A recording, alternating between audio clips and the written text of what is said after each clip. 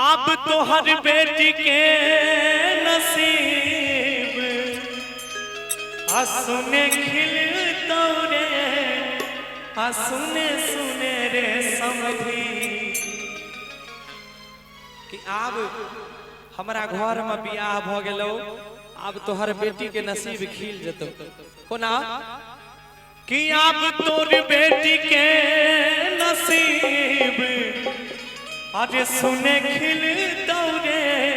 सुने सुने रे समधी और कि ऐसा लड़का सुनो ऐसा लड़का कत मिलता रे सुने सुने रे समधी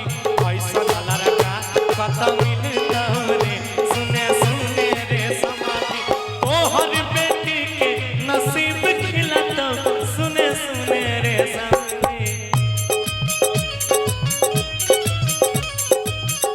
अरे तोहर बेटी के नसीब खिलता सुने सुने रे समधी और हमर भैया रंग लड़का कता मिला रे सुने सुने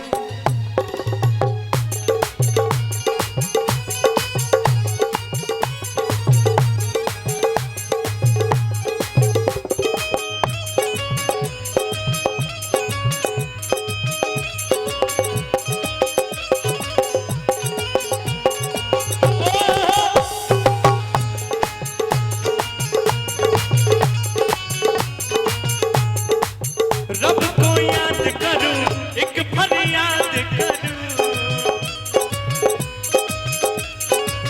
रब को याद करूं एक फरियाद करूं बिछड़ा यार मिला रे ओए रब्बा मेरा दिल यार मिला रे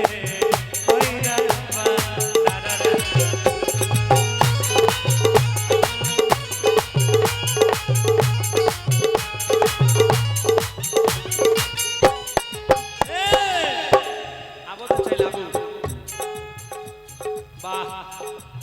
बिना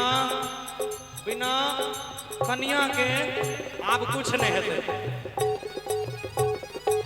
कहे छै कोना तैयो देखो कोना हम अहाँ के बड़ाई केलौं हाय हाय हाय ललना के हमर छै राम सन सूरतिया और की देखी एहन जमाई सबके फाइट जतौ छतिया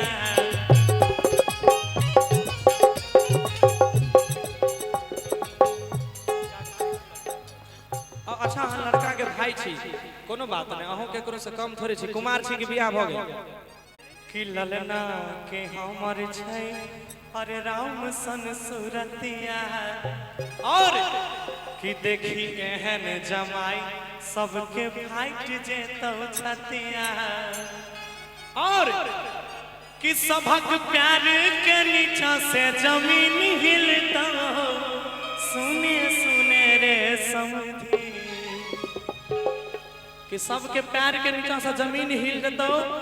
एहन दामाद तोरा गांव में कहियो नहीं भेल तो कोना सबक प्यारक नीचा से अरे जमीन हिलता मेरे समधी और की ऐसा लड़का ऐसा लड़का कत मिलता रे सुने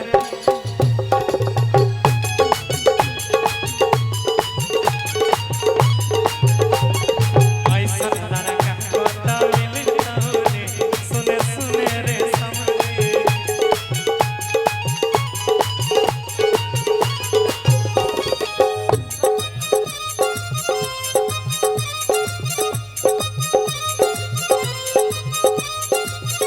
जाके 100 दिन को गिफ्ट ये अनोखा दिया है भतार मेरा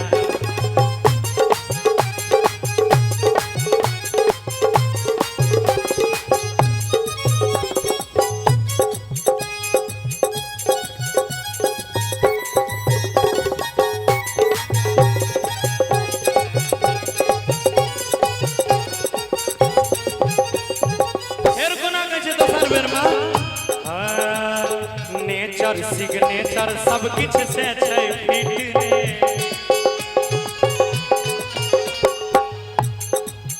हे रे तोहर बेटी संगे जोड़ी है तब हिट रे। एक मिनट कि नेचरो से सिग्नेचरो से हमर भैया बड़ी फिट छथिन आ तोहर बेटी संग जोड़ी बड़ी हिट भ जतो। देखिए आई जोड़ी हिट भ गेलो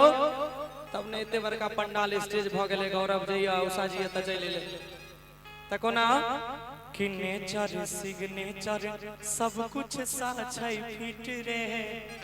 आ तोहर बेटी संगे जोड़ी है तो हिट रे। और की